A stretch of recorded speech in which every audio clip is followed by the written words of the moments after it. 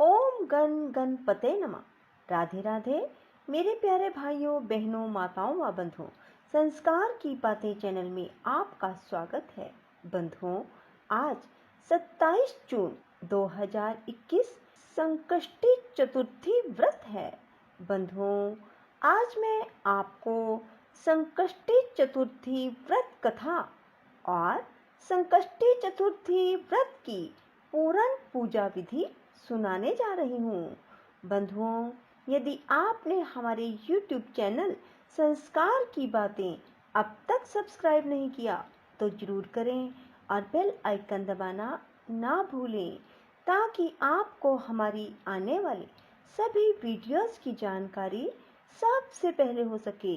बंधुओं, वीडियो को पूरी सुनने के बाद कमेंट बॉक्स में जय गणेश भगवान की, जय संकट चौथ माता की जरूर लिखें। बोलो गणेश भगवान की जय हो, संकट चौथ माता की जय हो। बंधुओं, हर महा चतुर्थी तिथि शुक्ल पक्ष और कृष्ण पक्ष 2 बार आती है। बंधुओं, शुक्ल पक्ष की चतुर्थी को विनायकी चतुर्थी और कृष्ण पक्ष की चतुर्थी को संकष्टी चतुर्थी कहा जाता है। बंधुओं, आज कृष्ण पक्ष की संकष्टी चतुर्थी है। बंधुओं, संकष्टी चतुर्थी का मतलब है संकट हरने वाली। बंधुओं, इस व्रत के करने से भगवान गणेश प्रसन्न होते हैं। महिलाएं अपने संतान की मंगल कामना और लंबी उम्र के लिए निर्जला व्रत रखती हैं। भगवान गणेश की प्रथम पूज्य देवता के रूप में आराधना की जाती है, इसलिए कोई भी शुभ कार्य करने से पहले भगवान गणेश की आराधना की जाती है। इस चतुर्थी में श्री गणेश जी के उपवास के साथ कथा भी सुननी चाहिए। बंधुओं, संकट चौथ के दिन महिलाएं सुबह स्नान आदि करने के बाद उपवास रखने का संकल्प लेती हैं और चंद्र दर्शन के बाद ही उपवास तोड़ती हैं। कई स्थानों पर महिलाएं इस दिन कुछ नहीं खाती, वहीं कुछ स्थानों पर महिलाएं उपवास तोड़ने के बाद खिचड़ी, मूंगफली और फलाहार करती हैं। इस दिन शकरकंद खाने का भी बहुत महत्व है। संकट चौथ पूजन विधि। सुबह स्नान के बाद सफेद कपड़े पहनकर गणेश जी की प्रतिमा को ईशान कोण में एक चौके पर स्थापित कर दें। ध्यान रहे, चौकी पर लाल या पीला कपड़ा अवश्य बिछाएं। फिर गणेश जी की प्रतिमा पर गंगा जल छिड़ककर उनकी पूजा शुरू करें। इसके बाद रोली, अक्षत, दूर्वा और फूल चढ़ाएं। फिर पान, सुपारी और लड्डू का भोग लगाएं। इसके बाद देसी घी और धूप आदि से उनकी पूजा करें और आरती उतारें। ओम गणेशाय नमः मंत्र का जप करते हुए भगवान को सब कुछ अर्पित करें। संकट चतुर्थी के दिन तिल और गुड़ का भोग भी बनाया जाता है। महिलाएं समूह में एकत्र होकर भगवान गणेश जी की कथा सुनती और सुनाती हैं। संकट चौथ व्रत कथा। सभी मेरे साथ मिलकर बोलिए, गणेश जी महाराज की जय हो। एक बुढ़िया का लड़का सवेरे गायें चराने जंगल में जाता, सांझ पड़े घर आता। सारे दिन की मेहनत के 4 टके अर्थात 8 पैसे रोज मिलते, जिससे माँ बेटों का गुजर बसर होता। बुढ़िया का चौथ माता की कहानी सुनने का व्रत करने का नियम बराबर चलता था। व्रत के रोज 5 लड्डू बनाती, 2 चौथ के विनायक के और 1 अपना। इस तरह नियम पालन करने से वह मोटी होती जा रही थी। पास पड़ोसिन को इस बात की जलन थी। उन्होंने बुढ़िया के लड़के को बहकाया।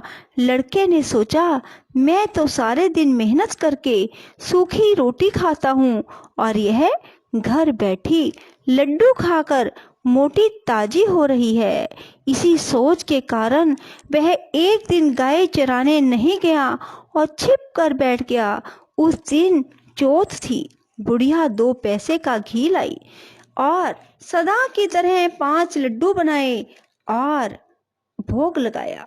लड़का चुपके चुपके सारी बातें देख रहा था।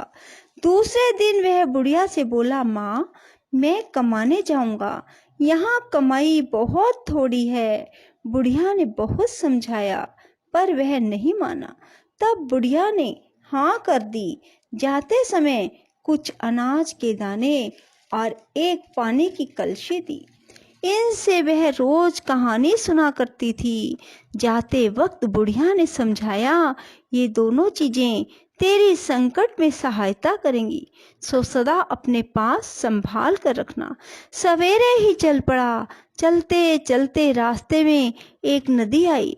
बरसात का मौसम था। नदी में पानी चढ़ा हुआ था।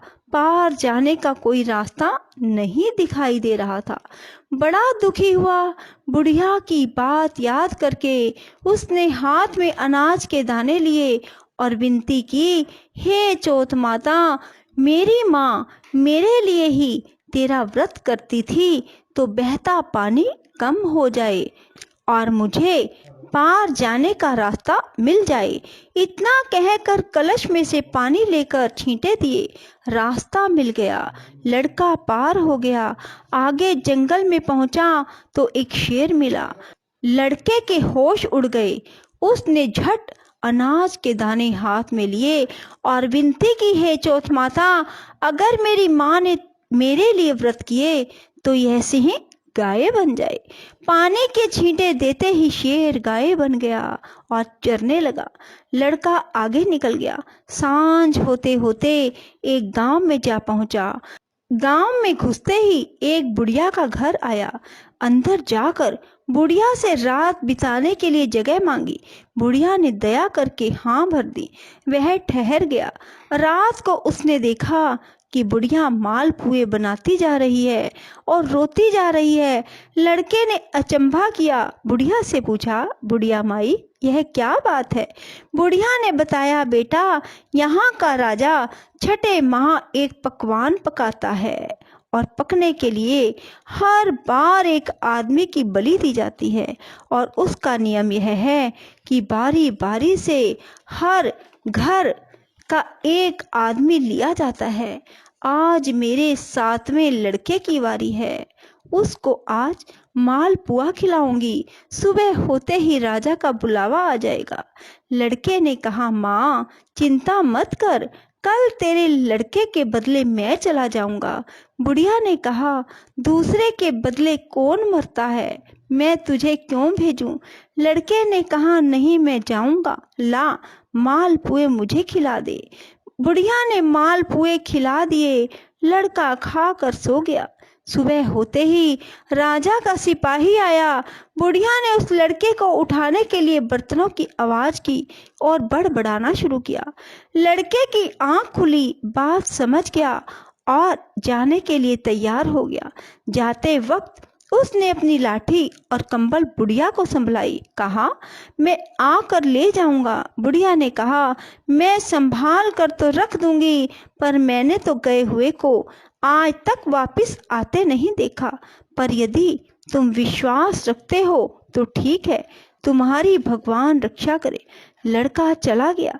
जगह पर जाकर लड़के ने देवताओं को याद किया। अनाज के दाने निकालकर पानी की घंटी ली और चौथ विनायक को याद करके अपने चारों तरफ देखा और एक चौकी पर बैठ गया। कजावा चिनकर आग लगा दी गई। तीसरे दिन कुछ कुम्हारों के लड़के खेलते हुए उधर से निकले। उनके हाथ में से एक पत्थर का टुकड़ा उछलकर कजावे पर जा पड़ा। पत्थर पड़ते ही उसमें बर्तनों की टंकार निकली। बात सारे गांव में फैल गई। लोगों ने अचंभा किया। नौकर चाकर भेजे गए। कजावा खोला गया। कांसे पीतल के बर्तन निकले। भीतर से आवाज आई, भाइयों, कजावा धीरे धीरे खोलना, अंदर आदमी भी हैं। उन्होंने सुझाव दिया कि यह आदमी की ही आवाज है। तुम डरो मत। आखिर सारा कजावा खोल दिया गया। लड़का चौकी पर हंसता हुआ मिला। चौकी के चारों ओर ज्वारे उगे हुए थे। पानी का कलश भरा हुआ था। राजा के पास लड़के को लाया गया। राजा ने सारा किस्सा सुनना चाहा। लड़के ने बताया कि मेरी माँ चौथ विनायक का व्रत करती थी और उसी ने आते वक्त मेरी रक्षा के लिए यह अनाज और पानी का कलश दिया था। राजा ने भाग्यवान लड़का देखकर अपनी लड़की का विवाह उससे कर दिया और चौथ का व्रत करने का ढिंडोरा पिटवा दिया। कई दिन बीत गए। राजा के बेटों की बहुओं ने ननद को ताना मारा, बाई जो पेट से निकले हांडी से नहीं।